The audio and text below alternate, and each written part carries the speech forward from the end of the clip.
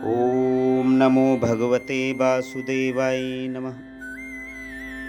श्री भगवान ने अनेकों अवतार लेकर पृथ्वी पर हम सब भक्तों के सुविधे के लिए ज्ञान का वितरण किया।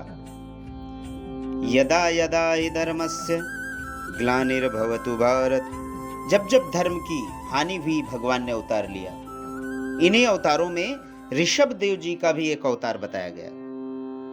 तो ऋषभ देव जी गृहस्थ थे, राजा थे, और अंत में अपने पुत्रों को उपदेश दे रहे हैं और उस उपदेश में अपने पुत्रों से कह रहे हैं कि हे पुत्रों, इस संसार में चर और अचर, छोटा और बड़ा, सभी सृष्टि भगवान के द्वारा रची गई है, लेकिन इस सृष्टि में सबसे श्रेष्ठ मैं अपने से किसी को नहीं समझता, यानी मुझसे कोई श्रेष्ठ नहीं है।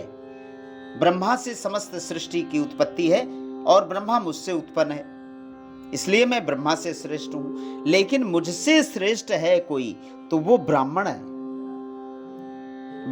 विप्रवंश की यह प्रभुताई, अभय होए जो तुम्हें डराई। भगवान राम ने परशुराम के संवाद में भी यह वचन कहे थे।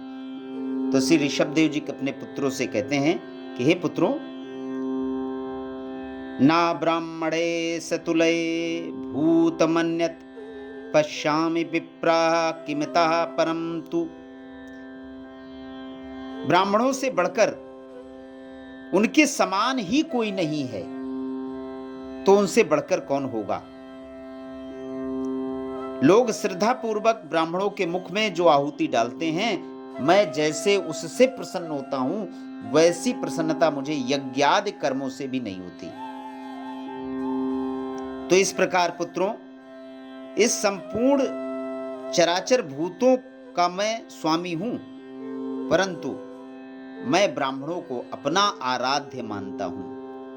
क्यों मानता हूं? क्योंकि ब्राह्मण सदैव बिना किसी अपेक्षा के ये सारा संसार मुझे इस भाव से भजता है कि मुझे कुछ प्राप्ति हो, चाहे वो अर्थ की, धर्म की, मोक्ष की, स्वर्ग वैकुंठ आदि की। लेकिन ब्राह्मण वही है जो श्री हरि का भजन केवल इस भाव से करे कि भगवान ने तो मुझे भजन के लिए ही बनाया है। ऐसे ब्राह्मणों से मैं बहुत प्रसन्न होता हूं।